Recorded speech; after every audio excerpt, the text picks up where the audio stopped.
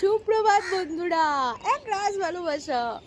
এই যে ছাদ বাগানে পরিচর্যা, এখন ডট বাজে 6:30। অনেক খারাপ অবস্থা আসার পর বাগানে।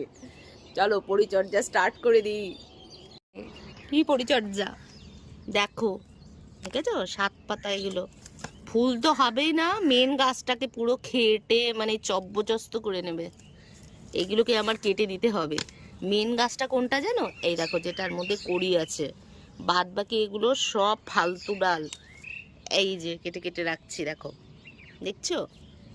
দেখেছো? এই গাছটা দেখে বুঝতে পারছো যে এর কোন দিকে আর রয়েছে? এই দেখো, এই ফুলগুলো যখন এরকম হয়ে আসবে, তুমি যদি ফেলে না দাও, তোমার গাছের যে গ্রোথ সেগুলো এরকম নষ্ট হয়ে যাবে। তাই জন্য যখন এরকম কালো কালো হয়ে আসবে, ফুলগুলোকে তুলে দেবে।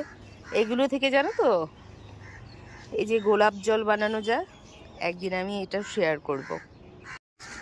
এইগুলো একটা টক পাতা, জানো তো? আমাদের বাড়িতে এক বৌদি ভাড়া থাকতো, মানে বাপের বাড়িতে। তো সেইখানে ওরা দেখতাম এই টক পাতাগুলো খেত। তো আজকে যখন পরিষ্কার করছি না, বৌদির কথা মনে পড়ে। মানুষকে খুব ভালোবাসি, মানুষের ব্যবহারগুলো এত খারাপ থাকে, সে নিজের বলো আর পরেই বলো, কষ্ট হয়। তো যাই হোক, সব কিছু করে নিয়েছি, এবার ঝাড়টার দিয়ে নিচে নেমেছি। সব জানলা খুলে দিয়েছে, জানো?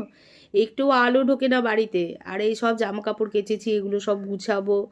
তারপরে এই দেখো, সব ঘরের সব নিচে তো ওর দাসই খুলে দিয়ে যায়, উপরেরগুলো আমি খুলে নিই।